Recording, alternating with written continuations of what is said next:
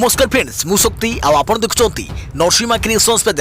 तो फ्रेंड्स आज वीडियो रे वर्तमान बड़ मुख्य खबर उपर नजर पकाइबा जहाँकि आपण माने समस्ते जानि रखिबा निहाती दरकार। तेबे कोन रही आज वीडियो रे वर्तमान बड़ मुख्य खबर आपण माने जानिबा पई वीडियो को शेष पर्यंत देखंतु जहाँद्वारा कि आपण माने डिटेल्स इंफॉर्मेशन पाई परिबे। एवं फ्रेंड्स ता पूर्व ए वीडियो गोटे लाइक करंतु जदि पारुछंती आपनकर सांग साथी मानकु वीडियो को शेयर करनतु।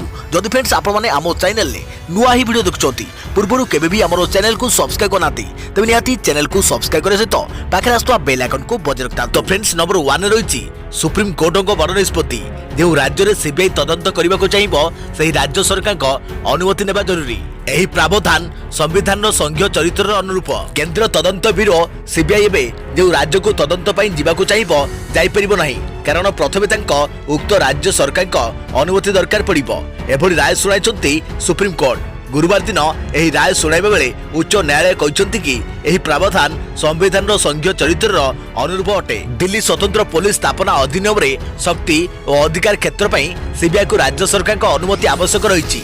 किछि दिन तले महाराष्ट्र सरकार एक आदेश जारी करी कहिथिले कि राज्य में जांच करने को सीबीआई को राज्य सरकार देथिबा अनुमति प्रत्याहार करिना गला। हेले ई आदेश प्रत्याहार परे जांच उपरे कोनोसी प्रतिबंधक लागि नथिला। हेले भविष्यत रे किछि नुआ मामला रे सीबीआई जांच रो आवश्यकता पड़िले सीबीआई को राज्य सरकार को अनुमति आवश्यक पड़िबो। जेतबोल जाए कोर्ट तरफरु जांच में आदेश दिया न जाइछि। असल रे सीबीआई दिल्ली विशेष पुलिस स्थापना अधिनियम 1986 माध्यम गठन कर जेकोसी मामलार जांच पूर्व मामला सहित जड़ित राज्यर अनुमति नेबा जरूरी। वर्तमान केंद्र और राज्य सरकार मध्य क्षमता भाग बंटारे पुलिस राज्य सरकार अधीन रही। समस्त मामलार प्रथम जांच अधिकार पुलिस पाखे रही। हेले बेले बेले किछि मामलार केंद्रीय तदंतकारी संस्था सीबीआई आवश्यकता पड़ी थाए। याको हृदयंगम करी केंद्र सरकार सीबीआई तदंत पई अनुमति देइतांती। हेले एबे सुप्रीम कोर्ट देइथिबा राय मुताबक केंद्र सरकार का अनुमति परे राज्य सरकार का सहमति रहिले उक्त मामलार जांच सीबीआई करि परिबो। अन्यपटे किछि दिन हेबो विभिन्न राज्यर सरकार अभियोग आणुछंती जे केंद्र सरकार निजर स्वार्थ हासिल करिया पई सीबीआई को व्यवहार करूछंती। एभली अभियोग आनी महाराष्ट्र झारखंड केरल भली 8टी राज्य सीबीआई को राज्य सरकार को बिना अनुमति रे राज्य मध्य प्रवेश करने को दियाजिबो नाही बोली विधानसभा रे एक बिल पारित करिसंती। देखिया परवर्ती खबर सबुज शिल्प आंदोलन को सफल करने को सरकार को बड़ निष्पत्ति। 2030 रु बंद हो पेट्रोल और डीजेल कार बिक्री इलेक्ट्रिक कार किनिबा को सरकार देबे सहायता। 2030 रु नुआ पेट्रोल और डीजेल कार बिक्री संपूर्ण बंद हो। ब्रिटेन प्रधानमंत्री बोरिस जॉनसन एने घोषणा करिसंती। सबुज शिल्प आंदोलन 10 सूत्री योजना अधीन ब्रिटेन सरकार एभली पदक्षेप नहीं। धार्य समय सीमार 10 वर्ष आगु ब्रिटेन सरकार अग्रसर होती। सूचनायोग्य जे 2035 पर्यंत ब्रिटेन हाइब्रिड कार बिक्री हो पारिबो। एही नुआ योजना पई ब्रिटेन सरकार 15.9 बिलियन डॉलर मूल्यर राशि आवंटन करिवे। या सो सेठिकार सरकार को एभली निष्पत्ति द्वारा 2.5 लाख नियुक्ति को बंचाई पारिबे। 2050 मध्य देश को कार्बन न्यूट्रल भावे गढ़ी तोलिबा को ब्रिटेन सरकार को एभली निष्पत्ति सहायक होबो बोली कुआ जायछि। सबुज शिल्प आंदोलन 10 सूत्री योजना अधीन 10 वर्ष मध्य सामुद्रिक पवन शक्ति क्षमता को 4 गुण बढ़ाइबा को लक्ष्य रखा जाय। सेहि भली कार्बन कैप्चर टेक्नोलॉजी रे लंडन को ग्रीन फाइनेंस ग्लोबल सेंटर भावे गढ़ी तोलिबा को प्रयास आरंभ होइछि। यह व्यतीत Scotland wind turbine Midlanders electric car और वेल्स भली अत्याधुनिक प्रजुक्ति विद्या प्रयोग करी सबुज विप्लव को आगे नेबा दिगरे ब्रिटेन सरकार काम करुछंती। एने जीरो किबा खूब कम परिमाणर प्रदूषण करुथुवा जान किनिबाकू ब्रिटेन सरकार सेठाकार लोकंकू सब्सिडी प्रदान करियो बोली जणा पड़िछि। सेहिभली घरे हाइड्रोजन व्यवहार को गुरुत्व दिया। सूचना था कि आसंता वर्ष यूके रे COP 26 ग्लोबल क्लाइमेट कांग्रेस आयोजन करने को योजना कर देखा परवर्ती खबर 150 कोटी कोरोना टीका किनिबा को भारत देला एडवांस। टीका किनिबारे 3 नंबर स्थान रे भारत समेत पृथ्वीर अनेक देश में कोरोना टीकार परीक्षण एवं अंतिम पर्यायर पहुंची। मॉडर्ना और फाइजर कंपनी टीकार अंतिम परीक्षण सरीथिबा दाबी भी कलेनी। या सह एही दुई कंपनी दाबी करिछि कि सेमानको टीका 95% सफल हेउछि। अन्य किछि कंपनी ट्रायल रे सफलता पाइथिबा दर्शाई बड़ परिमाणर टीका उत्पादन आरंभ करि दैछन्ति। याकु नै बड़ बड़ देश माने टीका किनिबा और दर स्थिर करबा को आगभर होइथिबा देखिबा को मिलिछि। ଏହି କ୍ରମରେ ଭାରତ ସରକାର 150 କୋଟିରୁ ଅଧିକ ଡୋଜ୍ କିଣିବାକୁ ଆଡଭାନ୍ସ ବୁକିଂ କରିବା ସୂଚନା ମିଳିଛି। ଏକ ଜର୍ନାଲ ରିପୋର୍ଟ ମୁତାବକ କୋଭିଡ-19 ଭ୍ୟାକ୍ସିନ କିଣିବା ପାଇଁ ଯେଉଁ ସବୁ ଦେଶମାନେ ଆଗୁଆ ବୁକିଂ କରିଛନ୍ତି ସେମାନଙ୍କ ମଧ୍ୟରେ ଭାରତ ତୃତୀୟ ସ୍ଥାନ ରହିଛି। ପ୍ରଥମ ସ୍ଥାନରେ ଆମେରିକା ଓ ଦ୍ୱିତୀୟ ସ୍ଥାନରେ ୟୁରୋପ ୟୁନିୟନ ରହିଛି। ଏହି ରିପୋର୍ଟ ଡୁକେ ୟୁନିଭର୍ସିଟିର ଲଞ୍ଚ ଓ ସ୍କେଲ ସ୍ପିଡ୍ ମିଟର ଇନିସିଏଟିଭ ଉପରେ ଆଧାରିତ। ଡୁକେ ୟୁନିଭର୍ସିଟି ହେଉଛି ବିଶ୍ୱର ଗରିବ ରାଷ୍ଟ୍ରମାନଙ୍କ ପାଇଁ କମ୍ ମୂଲ୍ୟରେ କିଭଳି ସ୍ୱାସ୍ଥ୍ୟ ସେବା ଯୋଗାଇ ଦେବ ତାହା ଉପରେ କାମ କରୁଛି। ଏହି ଡୁକେ ୟୁନିଭର୍ସିଟି ସୂଚନା ଦେଇଛି କି କୋଭିଡ-19 ଟିକାର ଡୋଜ୍ ପାଇଁ ଆଡଭାନ୍ସ ଦେଇଥିବା ଦେଶମାନଙ୍କ ତାଲିକାରେ ଭାରତ ତୃତୀୟ ସ୍ଥାନରେ ରହିଛି। ଭାରତ 150 କୋଟିରୁ ଅଧିକ ଡୋଜ୍ କିଣିବାକୁ ଆଡଭାନ୍ସ କରିଥିବା ବେଳେ ୟୁରୋପୀୟ ୟୁନିୟନ 120 କୋଟି ଓ ଆମେରିକା 100 କୋଟି ଡୋଜ୍ କିଣିବାକୁ ଆଡଭାନ୍ସ ଦେଇଛି। ହେଲେ ଆଗାମୀ ସମୟରେ ଟିକା କିଣିବାକୁ ଯେଉଁ ଚୁକ୍ତି ହୋଇଛି ସେହି ଚୁକ୍ତି ମୁତାବକ ଆମେରିକା 150 କୋଟି ଓ ୟୁରୋପୀୟ ୟୁନିୟନ 76 କୋଟିରୁ ଅଧିକ ଡୋଜ୍ କିଣିବାକୁ ଚୁକ୍ତିରେ ସ୍ୱାକ୍ଷର କରିଛି। ଏହି କାରଣରୁ ଟିକା କିଣିବା ପାଇଁ ହୋଇଥିବା ଚୁକ୍ତିରେ ଆମେରିକା ପ୍ରଥମ ଓ ୟୁରୋପୀୟ ୟୁନିୟନ ଦ୍ୱିତୀୟ ସ୍ଥାନରେ ରହିଛି। ହେଲେ ଭାରତକୁ ଟିକା ଆସିଲେ କାହାକୁ ପ୍ରଥମେ ଅଗ୍ରାଧିକାର ଦିଆଯିବ ସେ ନେଇ କେନ୍ଦ୍ର ସରକାର ଯୋଜନା ପ୍ରସ୍ତୁତ କରୁଛନ୍ତି। ଏନେ ଏକ ବିଶେଷଜ୍ଞ ସମୂହକୁ କାର୍ଯ୍ୟରେ ଲଗାଇଛନ୍ତି ସରକାର। ଦେଖିବା ପରବର୍ତ୍ତୀ ଖବର, ସରକାରଙ୍କୁ ସମାଲୋଚନା ପଡ଼ିବ ମହଙ୍ଗା। ଏହି ଦେଶରେ ବ୍ୟାନ୍ ହୋଇପାରେ ଫେସବୁକ୍ ଉପରେ ଲାଗିବ ବ୍ୟାନ୍। କାହିଁକି ବନ୍ଦ ହେବାକୁ ଯାଉଛି ଫେସବୁକ୍? ସରକାରଙ୍କୁ ସମାଲୋଚନା ପଡ଼ିବ ମହଙ୍ଗା, ବ୍ୟାନ୍ ହେବ ଫେସବୁକ୍ सोशल मीडिया प्लाटफर्म यही आप आपण जीवन एक अंश बनी जाए। देश विदेश टेक्निक खबर विभिन्न न्यूज चैनल फेसबुक पेज रे आपण मैंने देखी था। या छड़ा राजनीतिक बयानबाजी आरोप प्रत्यारोप फेसबुक रे देखा मिलता है। सकाळ उठिबाटारू आरंभ करी रात्रि शोइबा पर्यंत कोटी कोटी लोक फेसबुक रे ऑनलाइन रही था। बंधुक सह जोगाजोग हेउ किंबा निज भावना को समस्त सामने रखिया पई हेउ फेसबुक एक माध्यम पलटि। किंतु जेतेबेले सरकार को सोशल मीडिया प्लाटफॉर्म फेसबुक रे समालोचना हेबाकु पड़िछि सेतेबेले फेसबुक उपरे प्रतिबंधक लगाइबाकु जाउछन्ति एही द्वीपपुंजर सरकार। जातीय गणमाध्यमरु मिलिथिबा सूचना अनुसार सोशल मीडिया प्लाटफॉर्म रे सरकार तीव्र समालोचना पर सोलोमन द्वीपपुंजरे अनिर्दिष्ट काल पर्यंत फेसबुक व्यवहार उपरे ब्यान लगी 6,50,000 जनसंख्या विशिष्ट सोलोमन द्वीपपुंजरे फेसबुक एक लोकप्रिय प्लाटफॉर्म जोठारे लोक माने निज धारणा को खोलाखोली भावे शेयर करती। किंतु निकटरे प्रधानमंत्री मनेश सोगावरଙ୍କ नेतृत्वाधीन सरकार विरुद्ध रे फेसबुक रे लोक माने कड़ा समालोचनामूलक प्रतिक्रिया रखिथिले।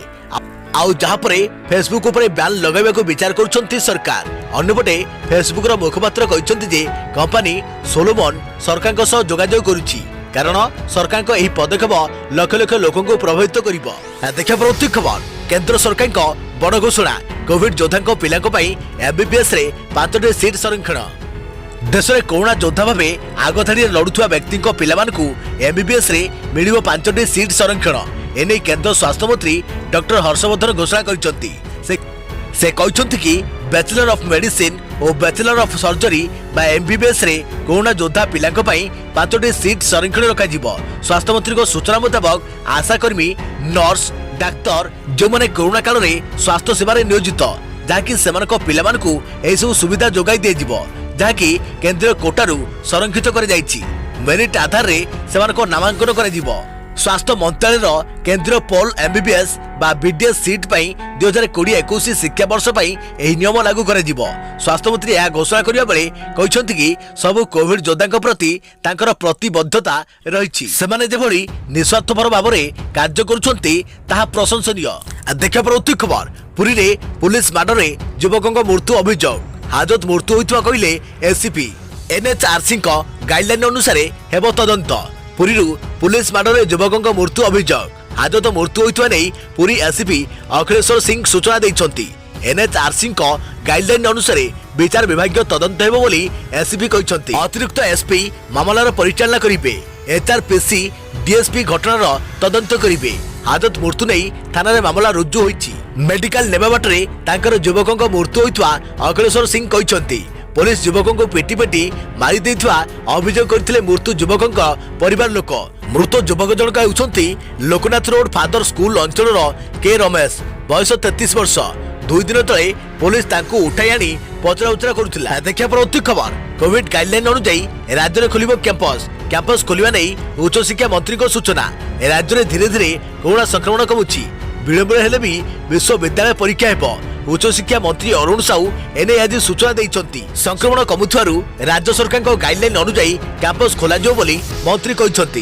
केंद्र और राज्य सरकार गाइडलाइन अनुसार पदक्षेप नियाजिबो। पिला माने पाठ पढ़ंतु, कैंपस खोलिबारे सामान्य विलंब होई पारे, तेबे रिसर्च स्कॉलरक पई कैंपस खोलिबा नै गाइडलाइन रे व्यवस्था हेबो बोली मंत्री कहिसंती। देखा परवर्ती खबर, आवास योजना घर पई शारीरिक संपर्क शर्त सरपंच विरुद्ध में अभियोग करिबारु थाना पशि पीड़िता को माड़। प्रधानमंत्री आवास योजना रे घर खंडे पई आवेदन करिथुआ जणे दलित युवती को सरपंच शारीरिक संपर्क पई बाध्य करबा सह घरे बसी दुष्कर्म उद्यम करबा। ए संपर्क रे काहाकू कहिले तांको ओ परिवार लोक को जीवन में मारी देबाकू धमक देबा एवं ए संपर्क रे थाना रे अभियोग करिबारु सरपंच को समर्थक माने थाना भितर पशि पीड़िता युवती को माड़ मारिबा घटना कलाहांडी जिला मदनपुर रामपुर अंचल में आलोड़न सृष्टि करिछि। शासक दल समर्थक और कर्मी को एही दबंगगिरी बेले थाना वरिष्ठ पुलिस अधिकारी और कर्मचारी माने मुख दर्शन पालटिथिले बोली प्रत्यक्षदर्शी कहिसंती। तेबे कलाहांडी जिला मदनपुर रामपुर थाना अंतर्गत सालेपाली पंचायत जड़े युवती घर वर्षा जो भांगी जाइथिला। देखा परवर्ती खबर, मैट्रिक और युक्त 2 परीक्षा घुंचिबो। चलित वर्ष विलंब होई पारे मैट्रिक और युक्त 2 परीक्षा लगी सर्वनिम्न 3 मास पाठ पढ़ा हेबा परे परीक्षा पाई व्यवस्था करे जो बोली स्कूल और गणशिक्षा मंत्री सूचना दैछंती। तेबे सर्वभारतीय स्तर रे परीक्षा बंद पाई जदि निष्पत्ति हुए ताले आम राज्य रे भी परीक्षा बंद होई पारे। फेब्रुआरी रे मैट्रिक, मार्च रे युक्त 2 परीक्षा संभव नुहे। सर्वनिम्न 3 मास पाठ पढ़ा परे परीक्षा हेबो बोली से कहिसंती। सर्वभारतीय स्तर रे बंद निष्पत्ति नहले परीक्षा हेबो, नचेत पिलांको गोटिए वर्षर कैरियर प्रभावित हेबो। राज्य सरकार एकक भाव किसी निष्पत्ति नहीं पारिबे नहीं। डिसेंबर 31 पर दशम और द्वादश श्रेणी छात्र छात्री स्कूल खोलिबा लगी व्यवस्था हेउथुआ विभागीय मंत्री सूचना दैछंती। तेबे डिसेंबर 31 जाए राज्य में सब स्कूल बंद रहिबो एने स्कूल और गणशिक्षा विभाग पक्षरु विज्ञप्ति प्रकाश पाइथिला। विभिन्न स्टेट होल्डरक सह आलोचना पर एही निष्पत्ति निया जाइथिला। किछि राज्य में कोविड रो द्वितीय प्रभाव आरंभ दृष्टि एपरि निष्पत्ति निया जाइछि।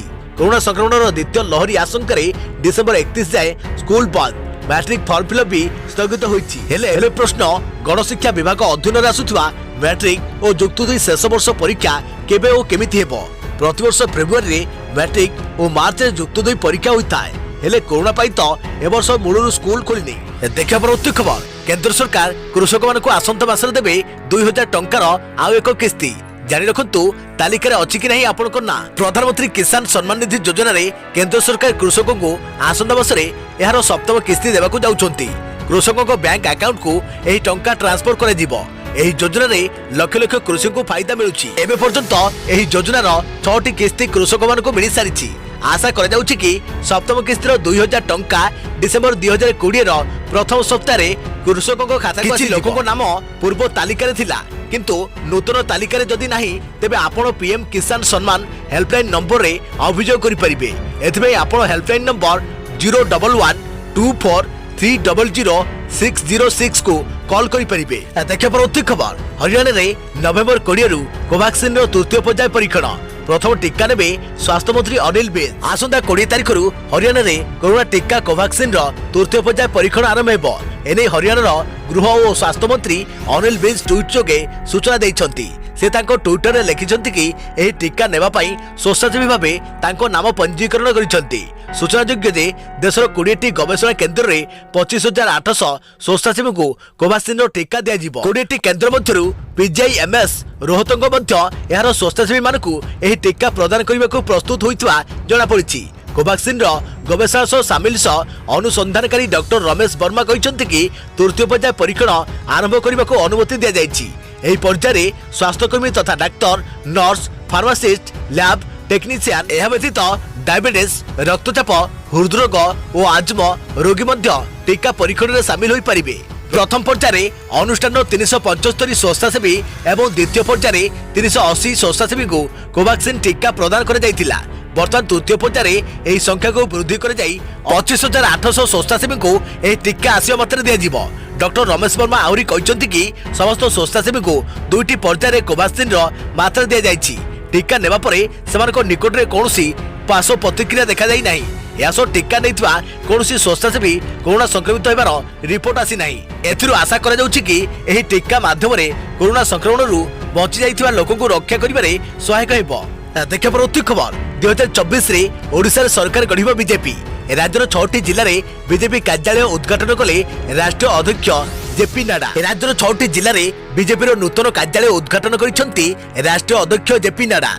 ढेंकानाल, केन्दुझर, बारिपदा, सुंदरगढ़ एवं बरगढ़ ठारे बीजेपी नूतन कार्यालय भवन को उद्घाटित करिसेंती। उद्घाटन सभारे कार्यकर्ता को उद्बोधन करी नाडा कहिसेंती जे ओडिशा बीजेपी पई आज खुशीर दिन। 2014 मसीह देशर प्रत्येक जिले में बीजेपी कार्यालय निर्माण नहीं प्रधानमंत्री नरेंद्र मोदी कल्पना करथिले। तेबे एही अवसर में नाडा कहते 2024 ओडिशा रे सरकार गढ़ भारतीय जनता पार्टी। से कहते बिहार में विकास राज को बिहारवासी समर्थन देइछंती। गत विधानसभा निर्वाचन में ओडिशा रे 33टी जनजाति सीट रु 11टी सीट रे बीजेपी विजय होइथिला। 2014 रे बीजेपी भोट शेयर 21% रही बेले 2019 रे यह 38% को वृद्धि पाई। 2024 रे राज्य में बीजेपी सरकार गठन करियो बोली नाडा कहते। आज उद्घाटित होइतिबा 6टी नूतन कार्यालय रे आधुनिक व्यवस्था रही। या भितरे conference hall, meeting hall, digital कार्य पाई उपकरण, ई लाइब्रेरी आदि रही। कार्यकर्ता माने एही कार्यालय को व्यवहार करी निजर विकास करने सह तृणमूल स्तर में दल को आगक बढ़ाइबा कार्य करिवे। देखा प्रवृत्ति खबर कमिला सुना दर। आज ही किणतु निज मन पसंदर गहना। कमिला सुना दर गतकाली तुलन में आज 22 कैरेट सुना दर 10 ग्राम पिछा 300 टंका कमी। सेहीपरि 24 कैरेट सुना दर 330 टंका कमी। आज भारतीय बजार में 22 कैरेट सुना दर 10 ग्राम प्रति 49,350 टंका पहुंचता बेले 24 कैरेट सुना मूल्य 10 ग्राम प्रति 53,830 टंका पहुंचुवा जनापड़ी। ओडिशा राजधानी भुवनेश्वर में एवं 22 कैरेट और 24 कैरेट सुना मूल्य 10 ग्राम प्रति 47,300 टंका और 51,630 टंका छुई। देशर प्रमुख सहर मानक भी सुना दर में किछिटा परिवर्तन आसी।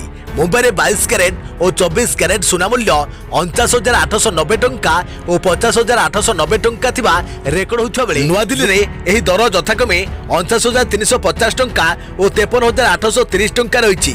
दक्षिण भारतर प्रमुख सहर चेन्नई में 22 कैरेट मूल्य 47,840 टंका थिबा बेले 24 कैरेट मूल्य 52,220 टंका थिबा रेकर्ड होइछि। पूर्व भारतर प्रमुख सहर कोलकाता में यथाक्रमे 50,030 टंका और 52,430 टंका रही। अन्यपटे रूपा मूल्य किलो प्रति 710 टंका कमी। आज रूपा मूल्य 62,900 टंका रही रेकर्ड होइछि। देखा प्रवृत्ति खबर सलमान खान को ड्राइवर और तांकर 2 जण स्टाफ कोरोना पॉजिटिव। आइसोलेशन रे गले सलमान। आइसोलेशन रे बॉलीवुड सुपरस्टार सलमान खान को 2 जण कर्मचारी को कोरोना पॉजिटिव रिपोर्ट आसिया परे निजको संगरोध रखिछंती। सलमान एबे बिग बॉस 14 शूटिंग करुछंती। एपरि समय तांकर कर्मचारी को कोरोना पॉजिटिव आसीबा सलमान का चिंता बढ़ाई देछि। संगरोध थिबा सलमान एबे आगको आउ बिग बॉस 14 आगामी एपिसोड गुड़िकर शूटिंग रे उपलब्ध हेबे कि नहीं ताकू नै संदेह बढ़िछि। अन्यबटे सलमान कोरोना कटकणा कोहळ परे फिल्म राधेर शूटिंग आरंभ करिसंती। एही मूवी रे तांको साथी रे नजर आसुसंती दिशा पटानी। कोरोना पाई गत 3 मास धरी बॉलीवुड फिल्म शूटिंग पूरा बंद रही। एपरि समय सलमान को कर्मचारी को कोरोना पॉजिटिव रिपोर्ट आसिबा चिंता बढ़ाई देछि। देखा प्रवृत्ति खबर देश में कोरोना जनित मृत्यु संख्या 1,31,578 को वृद्धि। सक्रिय संक्रमित संख्या 4,83,303 और सुस्थ हेले 83,83,602। गत किछि दिन हला भारत में दैनिक संक्रमण संख्या ह्रास पाइबार लगी। गत 24 घंटे प्राय 45,576 नुआ संक्रमण सह भारत में मोट कोरोना जनित संक्रमित व्यक्ति संख्या 99,58,484 पहुंची और 585 जन मृत्युवरण करते। देश में 24 घंटे 45,576 जन कोरोना संक्रमित सुस्थ होती। भारत में मोट संक्रमित संख्या 99,58,484 पहुंची। या मध्यरु 4,83,303 जन सक्रिय संक्रमित होता बेले मृत्यु संख्या 1,31,578 को वृद्धि पाई। तेज शुभ सूचना होची देश में मोट आरोग्य संख्या 83,83,602 पहुंची। देखा प्रवृत्ति खबर राज्य में संक्रमण तलमुहा दिनक 868 पॉजिटिव चिन्हट 17 मृत। मोट आक्रांत संख्या 3,11,788 को वृद्धि। राज्य में गत 24 घंटा मध्य पुणी 868 कोरोना आक्रांत चिन्हट होती। सेभली कोरोना रे आउ 17 जन कोरोना रे मृत्यु घटी। समुदाय संक्रमित संख्या 3,11,788 पहुंची। नुआ संक्रमित मध्य 499 जन संगरोध केन्द्र चिन्हट होता बेले 369 जन स्थानीय संक्रमित। एने सुस्थ हो सारे 3,01,777 जन। ଏବେ ବି ସକ୍ରିୟ ଅଛନ୍ତି 8,366 ଜଣ। ଗତ 24 ଘଣ୍ଟା ମଧ୍ୟରେ ଅନୁଗୁଳ ଜିଲ୍ଲାରୁ 54 ଜଣ ସଂକ୍ରମିତ ଚିହ୍ନଟ ହୋଇଥିବା ବେଳେ ବାଲେଶ୍ୱରରୁ 18 ଜଣ, ବରଗଡ଼ରୁ 21 ଜଣ, ଭଦ୍ରକରୁ 13 ଜଣ, ବଲାଙ୍ଗୀରରୁ 34 ଜଣ, ବୌଦ୍ଧରୁ ଜଣେ, କଟକରୁ 64 ଜଣ, ଦେବଗଡ଼ରୁ 7 ଜଣ, ଢେଙ୍କାନାଳରୁ 18 ଜଣ, ଗଜପତିରୁ 3 ଜଣ, ଗଞ୍ଜାମରୁ 11 ଜଣ, ଜଗତସିଂହପୁରରୁ 44 ଜଣ, ଯାଜପୁରରୁ 31 ଜଣ, ଝାରସୁଗୁଡ଼ାରୁ 21 ଜଣ, କଳାହାଣ୍ଡିରୁ 20 ଜଣ, କନ୍ଧମାଳରୁ 6 ଜଣ, କେନ୍ଦ୍ରାପଡ଼ାରୁ 35 ଜଣ, କେନ୍ଦୁଝରରୁ 39 ଜଣ, ଖୋର୍ଦ୍ଧାରୁ 126 ଜଣ, କୋରାପୁଟରୁ 12 ଜଣ, ମାଲକାନଗିରିରୁ 12 ଜଣ, ମୟୂରଭଞ୍ଜରୁ 46 ଜଣ, ନବରଙ୍ଗପୁରରୁ 14 ଜଣ, ନୟାଗଡ଼ରୁ 3 ଜଣ, ନୂଆପଡ଼ାରୁ 46 ଜଣ, ପୁରୀରୁ 28 ଜଣ, ରାୟଗଡ଼ରୁ 7 ଜଣ, ସମ୍ବଲପୁରରୁ 8 ଜଣ, ସୋନପୁରରୁ 6 ଜଣ, ସୁନ୍ଦରଗଡ଼ରୁ 87 ଜଣ ଓ ଷ୍ଟେଟ୍ ପୁଲରୁ 23 ଜଣ ଆକ୍ରାନ୍ତ ଚିହ୍ନଟ ହୋଇଛନ୍ତି।